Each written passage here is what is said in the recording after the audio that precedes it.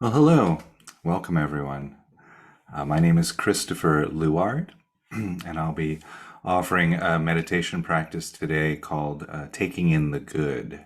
Taking in the Good. And I'll give a little bit of a background on myself and then the practice, and then we'll actually go ahead and explore the guided meditation together. So, I've been practicing various forms of mindfulness and meditation now for many years. I started practicing when I was 13. I've been practicing close to 40 years now. I've been lucky enough to study various forms of meditation worldwide, many forms of Buddhism in Asia, but also some more of the modern secular traditions you may have heard of here in the West, such as trauma sensitive mindfulness, nonviolent communication, and positive neuroplasticity. I started teaching worldwide in 2009, and it's been a really lovely journey. I've been to 96 countries now, teaching really all over the world, working a great part in recovery centers in Thailand and elsewhere in Asia, but also offering talks and teachings in centers here in the States and Europe. I've written two books, and for more information about what I offer, my website is www.suchsweetthunder.org. I have podcasts there, lots of instructional videos and free resources and things like that. And also, if any questions come up around meditation or mindfulness practice, you can always message me through the website. Really enjoy getting messages about meditation. So feel free.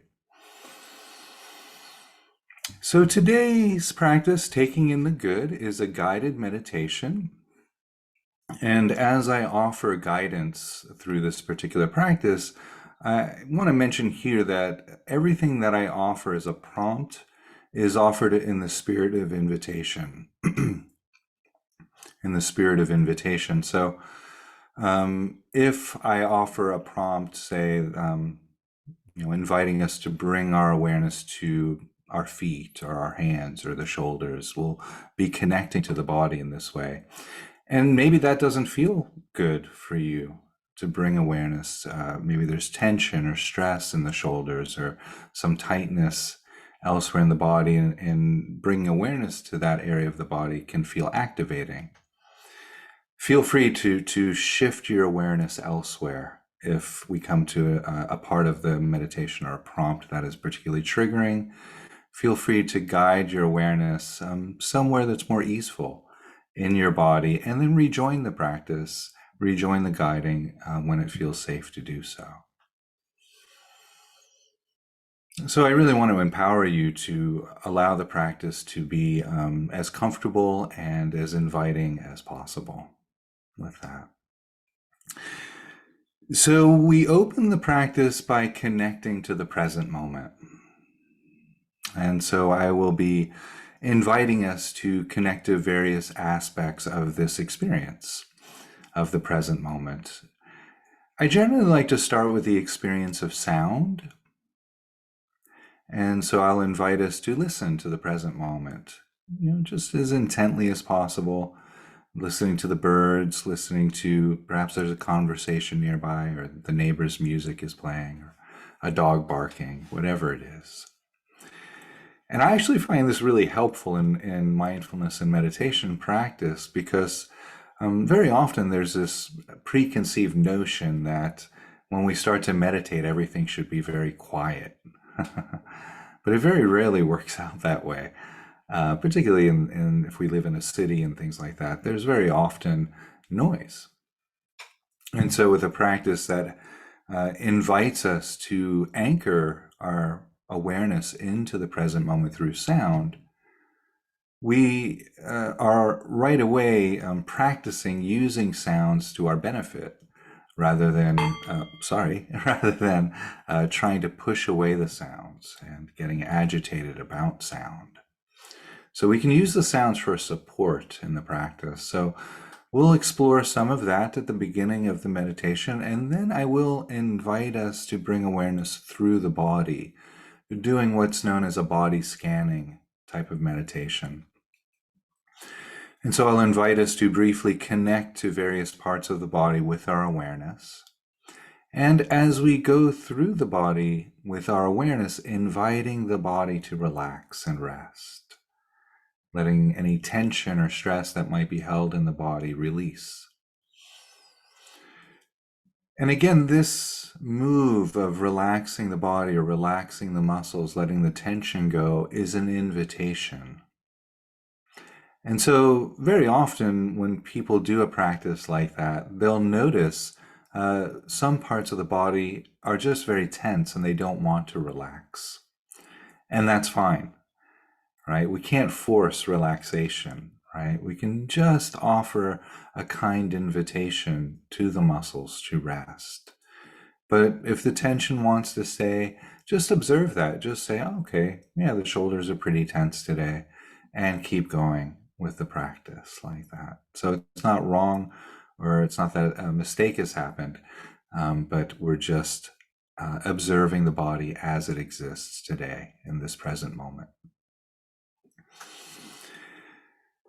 So going through the body, going through the breath, and again, if you come to areas of the body that's a bit tense or uncomfortable, feel free to shift your awareness elsewhere. You might ask a question like, "Can I rest with this?" If there's tension in the body or some activation when we bring awareness into the body, posing the question, "Can I rest with this?" That can be very, very helpful. Because sometimes the answer is yes. Okay, it's a little uncomfortable, but it's okay. I can rest with that. And sometimes the answer is no. That's very tense. It's very painful. I can't rest with that. And then move awareness somewhere else that you can rest like that. So that can be a very helpful way of exploring, if the tension is too much or within our window of tolerance. And that technique is also very helpful in our day-to-day experience. If we have some discomfort in our present moment awareness, we can ask, okay, well, can I rest with this? And maybe the answer is yes. And then we can go ahead and, make that challenging phone call, for example. Or maybe the answer is no, I can't rest with this right now. I'm activated over other things. I'll make that phone call tomorrow, like that. So it's a way of kind of checking in with our activation levels in our day-to-day experience, as well as in meditation practice. So we've talked about sounds, the body. We'll also include the breath and sometimes just breathing in very deeply into the belly and breathing out like that. That adds an added dimension of relaxation and calm. That can be very, very helpful. And so I often get the question then, well, what do I do with my thinking mind? What do I do with my thoughts when I'm meditating? In fact, I have many people ask me, well, Chris, I can't meditate because my mind is too active. That's a really common phrase that I hear. But it's just noticing how active the mind is. That's meditation. So already, if you know that your mind is very active, you've already succeeded in the practice. So it can happen though when we're connecting to the present moment and we just get swept away in distracting thoughts. I might come to sit for meditation and the bell rings and I'm, connecting to the sounds, feeling the body. And then I have thoughts coming about, oh, that was a really great lunch yesterday. I love Thai food. Oh, my brother likes Thai food too. I should call my brother. I wonder what my brother's doing today. I haven't talked to him. I wonder why he bought those weird dogs. They bark. Oh, I'm in thought. Right? And I can catch it eventually, maybe after a minute, 2 minutes, 5 minutes, whatever. But eventually we say, oh, I'm thinking.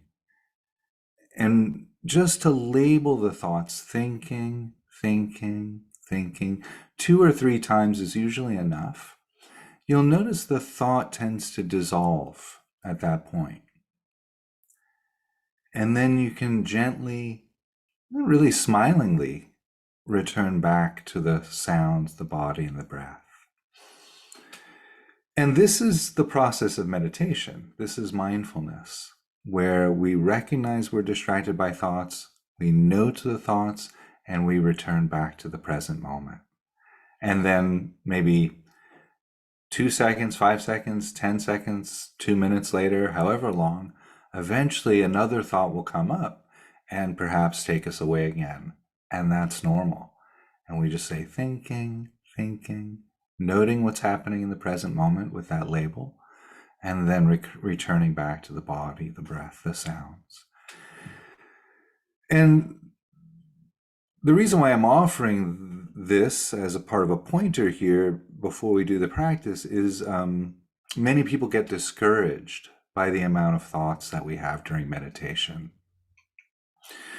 And just to note that each time we go through that cycle of connecting to the present moment, getting distracted, noting, and returning back, each time we go through that cycle, it's like we're lifting weights.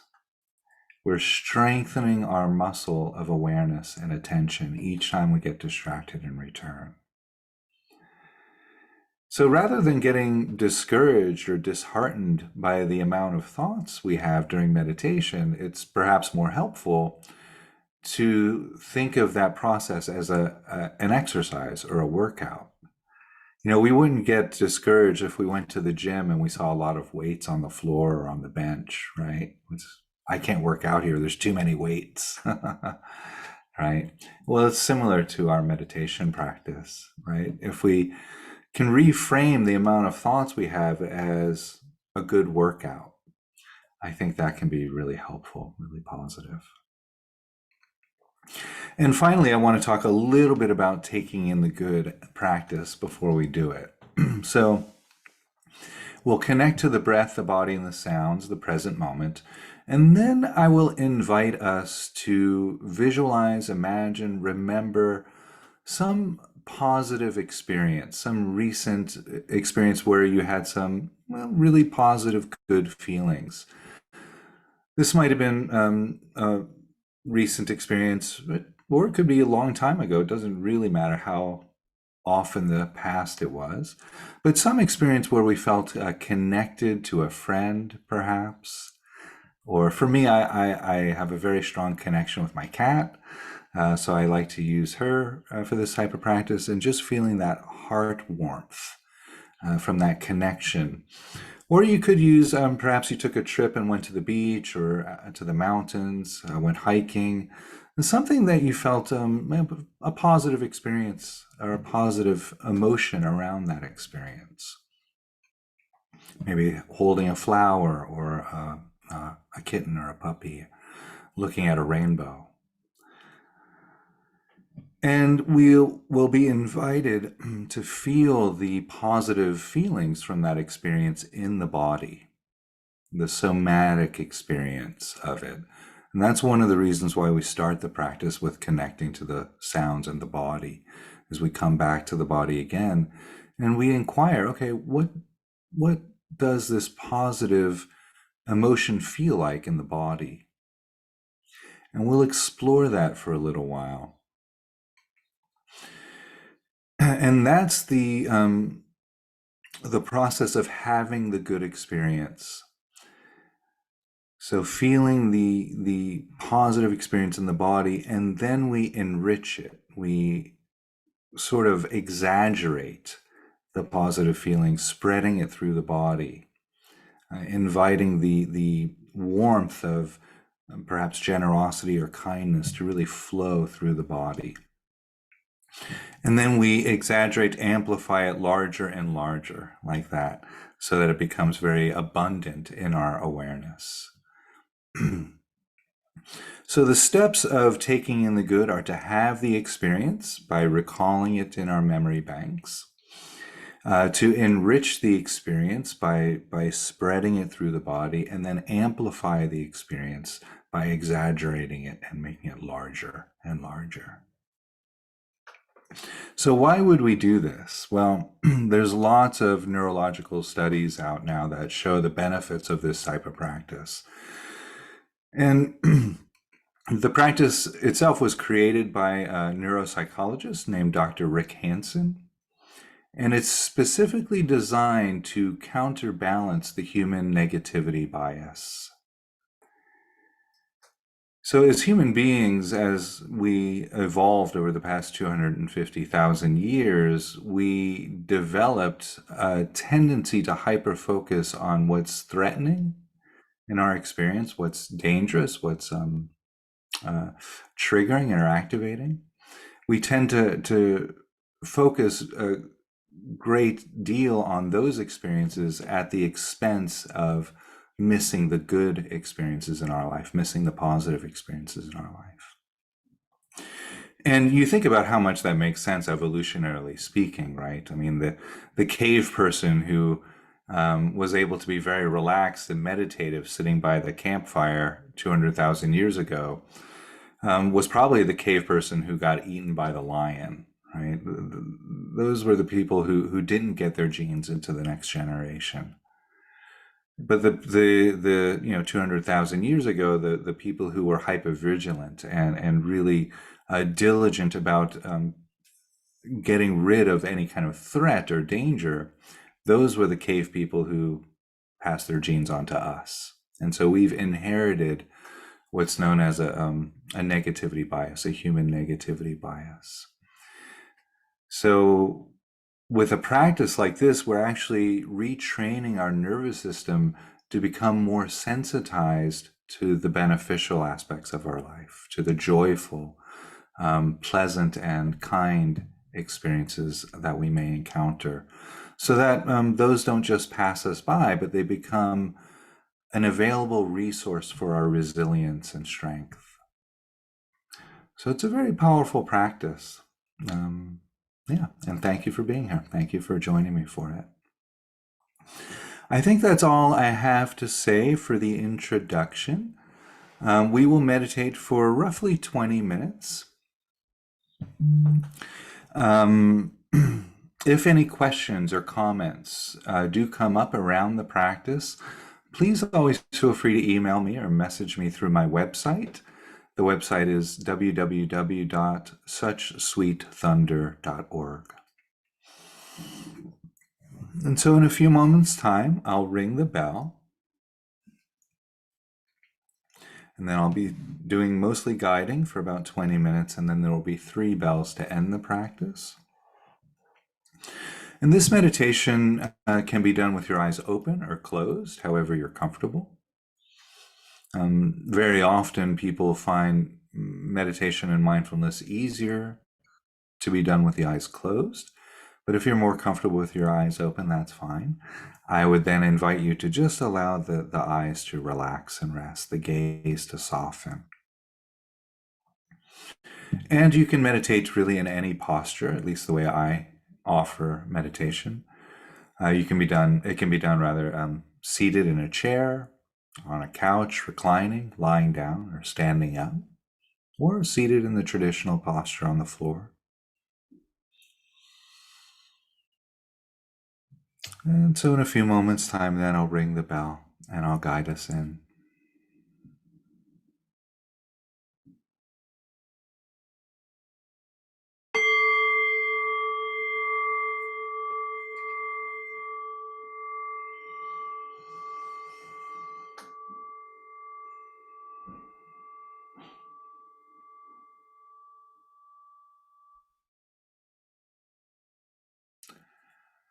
And so the invitation here is just to arrive into this present moment.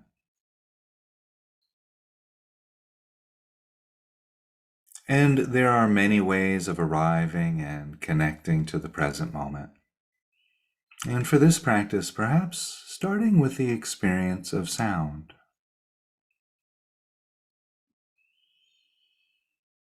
And so the invitation here then is to simply listen to the soundtrack of this present moment experience.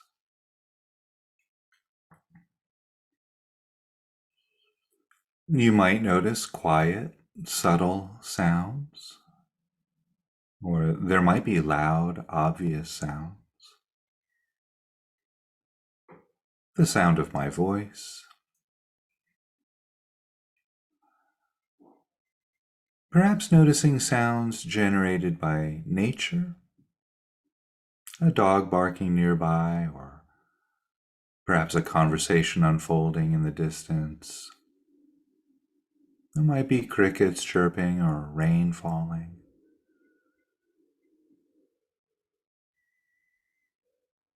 Or you might notice sounds generated by appliances, electronics, machinery, the hum of an air conditioner or a fan or a heater,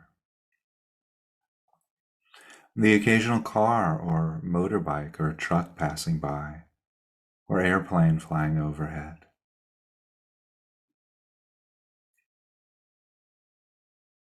Regardless of the quality of sound or the volume or origin of sound, perhaps noticing here how sounds are always present moment experiences.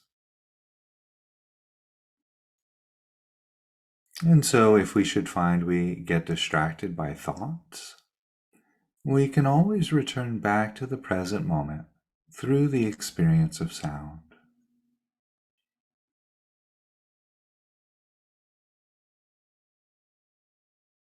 And so, taking a few moments here to continue listening and arriving, settling in. And if at any time during the meditation you should find you get distracted by thoughts, just remember that that's normal.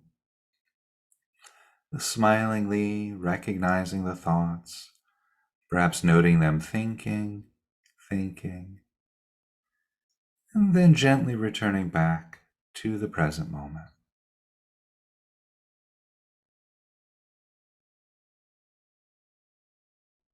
And while we're here resting, the invitation then is to bring awareness to the feet and noticing any sensations which might be arising from the feet. And perhaps noticing the contact of the feet against the floor, the ground, or carpet, or the temperature of the air against the skin of the feet. And inviting the muscles in the feet to relax and grow soft, rest.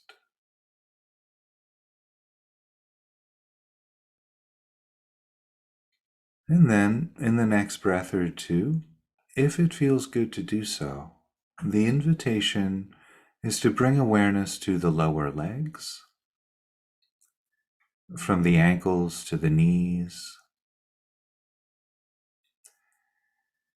and perhaps noticing sensations of clothing against the shins or the calves,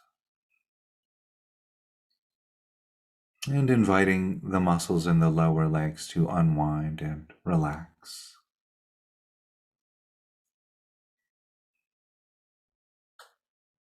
And then perhaps in the next breath or so, if it feels good to do so, the invitation is to bring this awareness to the upper legs,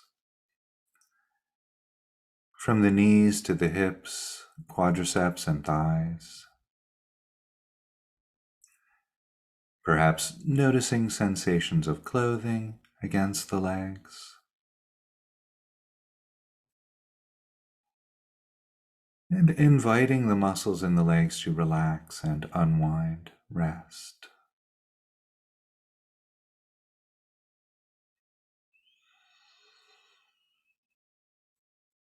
Resting, breathing, and listening. And then, when you're ready, if it feels good to do so, gently bringing this exploration to the hands, perhaps noticing the hands resting against the body or touching each other, and inviting the muscles in the hands to relax and rest.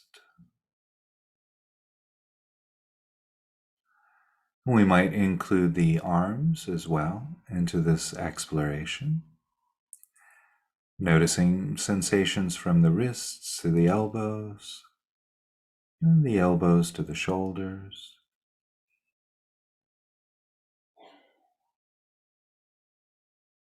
Perhaps noticing sensations of clothing against the arms, and inviting the muscles in the arms to relax and grow soft rest.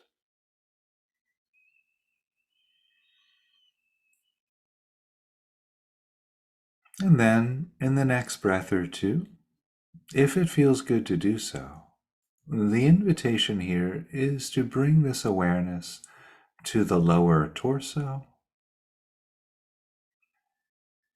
perhaps noticing the rising and falling of the abdomen with each breath, the lower back moving out as you breathe in as you breathe out.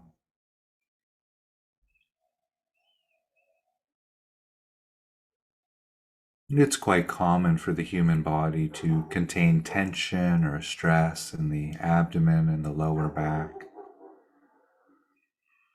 If you notice that there, just inviting the tension or stress to soften and release, unwind. It's quite possible that the tension doesn't want to soften or release, and that's also fine. Just noticing that, if that's what's there for you.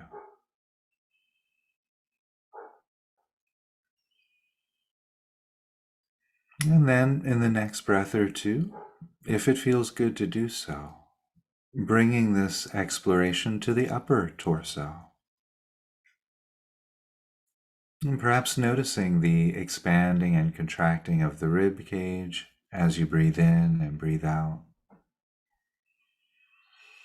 The upper back moving out on the in-breath and in on the out-breath.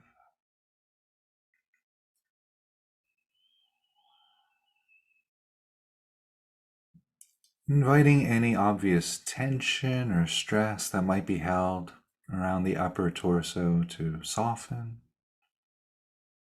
particularly the upper back and the area around the heart.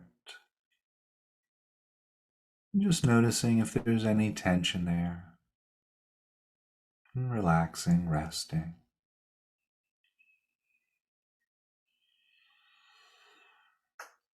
And then in the next breath or so, if it feels good to do so, gently bringing this exploration to the shoulders, and perhaps noticing the shoulders rising and falling with each breath, or perhaps the sensations of clothing resting against the top of the shoulders. And inviting the muscles in the shoulders to unwind and rest, relax.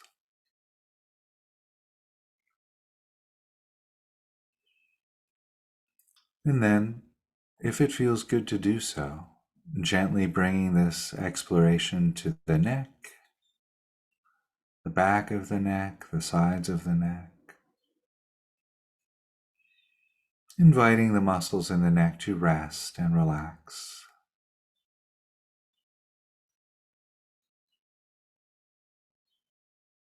And perhaps then including into this exploration the cheeks of the face,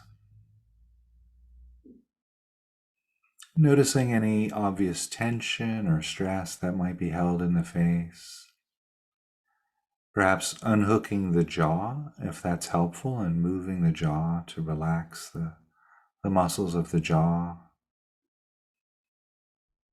You might want to explore the muscles behind the eyes and around the eyes, inviting that to soften and rest. And then, if it feels good to do so, bringing this exploration to the top of the head, the very crown of the head.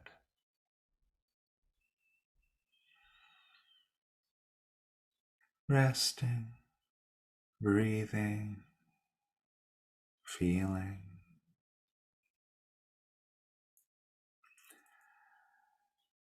And so while we're here resting with this present moment experience of sounds and body and breath, the invitation here is to bring into awareness a memory, a recollection Some experience where you felt joy or happiness, some positive quality there.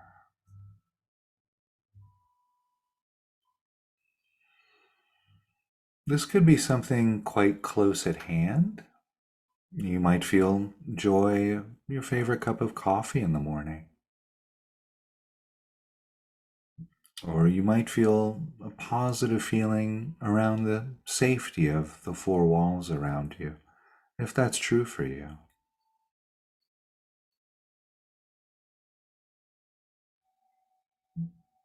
Or it could be a little bit something meaningful, like the connection you feel with a family member or a friend, the connection you feel with a pet, perhaps.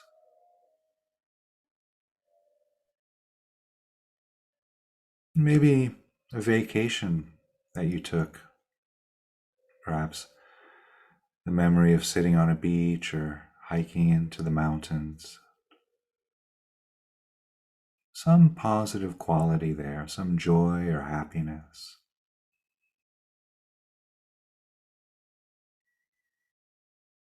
And taking a few moments here to settle on just one memory or recollection to work with here.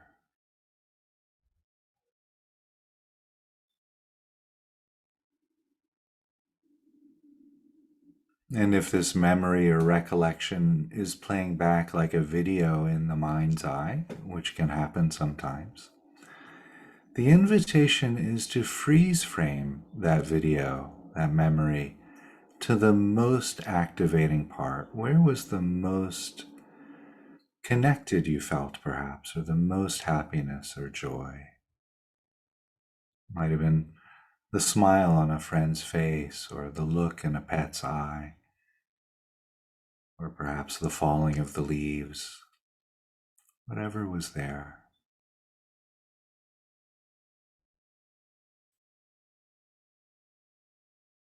And holding this frame of goodness and awareness, the invitation here is to explore, where does this goodness land in the body?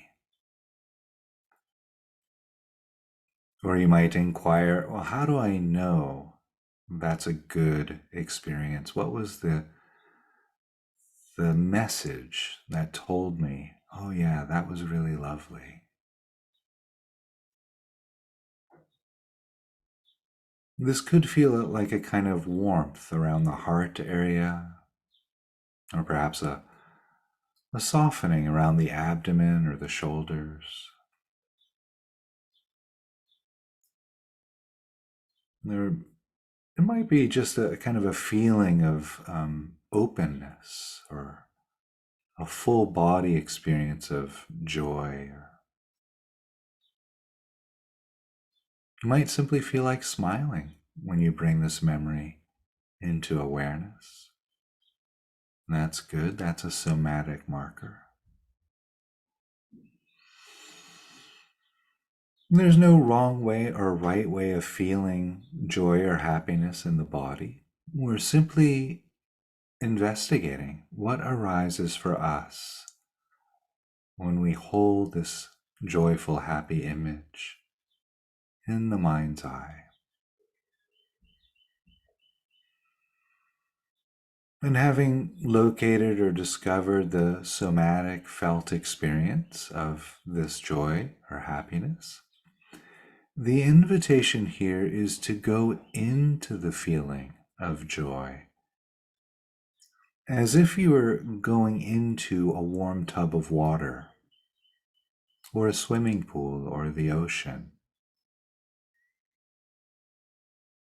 To really submerge yourself in the warmth of joy or happiness. And you can be as self indulgent with that as possible. Remember, the larger we make this, the more the neurons begin to fire and wire together towards future experiences of joy and happiness. So, really, you can exaggerate that warmth, Visualize submerging yourself into the warmth of goodness. Perhaps inviting this warmth of goodness, of joy to soak into our very being, drenching our body through the surface of the skin and bathing our tendons and muscles with this joy, this warmth, this happiness, and inviting it in all the way to the marrow of our bones, saturating our very being with this joy, this smiling energy of happiness. You might imagine or visualize every cell in the body smiling, just as much as that feels accessible. Just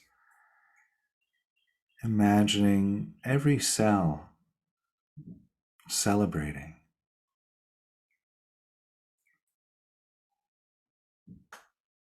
And then in the next breath or two, the invitation here is to breathe in that warmth, that smiling energy directly into the heart.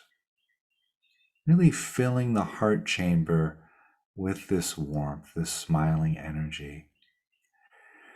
And as you exhale, sending this warmth of kindness through the abdomen, soaking, drenching, and bathing all of the organs in the abdomen with this warmth of kindness.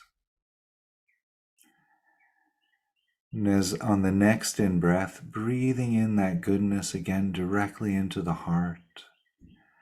And as you exhale, sending out this warmth, this smiling energy of joy through the legs, bathing and drenching the legs through the muscles and tendons, all the way down to the marrow of the bones, through the knees, the ankles, and into the feet.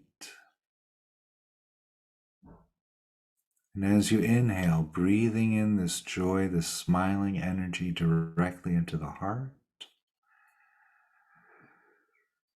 And breathing out, sending out this warmth, this smiling energy through the ribs and into the shoulders, soaking and bathing the arms all the way down to the marrow of the bones with this warmth through the elbows and shimmering out through the surface of the skin through the forearms, the wrists and hands, the thumbs and fingers to the fingertips.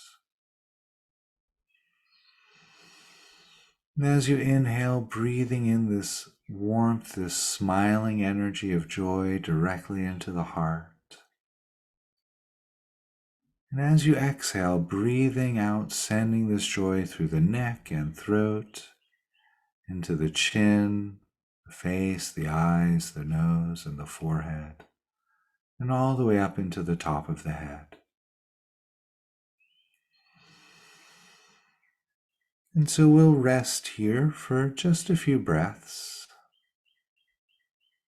And the studies show that with each breath of resting in joy, millions of neurons are firing and wiring together to recreate neurological pathways for future experiences of joy. So just staying with this for a few breaths here. I'll be quiet here.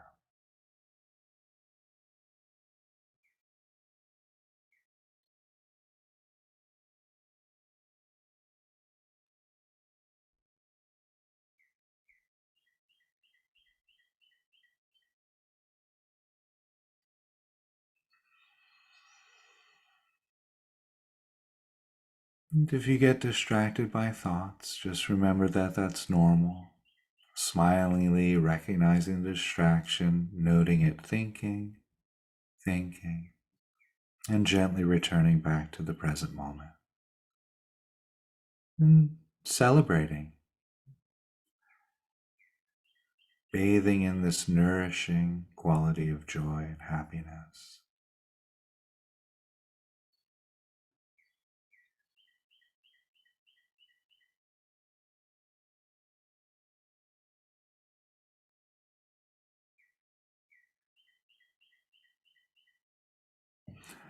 And so, in a few moments' time, then we'll begin to move away from the guided meditation, and I'll cue that by ringing the bell 3 times.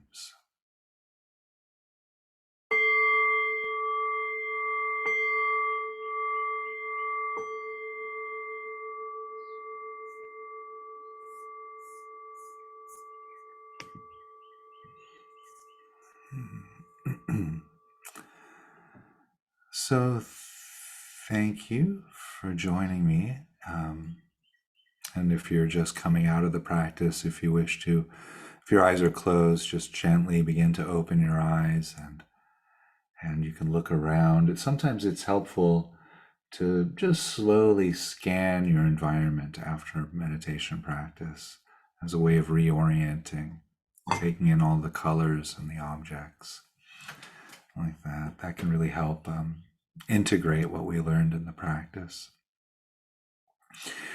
So, just a little bit more about the meditation as a way of winding down here. It's quite possible we went into the taking in the good part of the practice and you didn't really feel much. There may have been a lot of resistance actually to the practice, and that's very normal. So, just if resistances come up during a meditation practice, whether it was this one or any meditation practice, one skillful way of navigating that is just to recognize that there's resistance there, and to meet that with compassion. Say, okay, there's some resistance here right now, and that's fine. So not to try to solve the resistances or figure them out or analyze them in any way, but just to let them be there, right? Knowing that that's a normal aspect of meditation, and just if possible, just holding them lightly, compassionately with awareness, and continue with the practice like that. Similarly, when we go through the body the way we did with awareness, there may be areas of the body that have very little or no feeling, and that's also that happens with most people. Very, very few people have complete global awareness of the body. So if you went through the body with awareness and you noticed there were areas of the body that were numb or had no feeling, just to know that that's very typical of a meditation practice. I think that's all I've got to say. Once again, if you have any questions or comments, feel free to reach out to me through my website, www.suchsweetthunder.org. And hope you enjoy the practice. Looking forward to seeing you all next time. Thank you.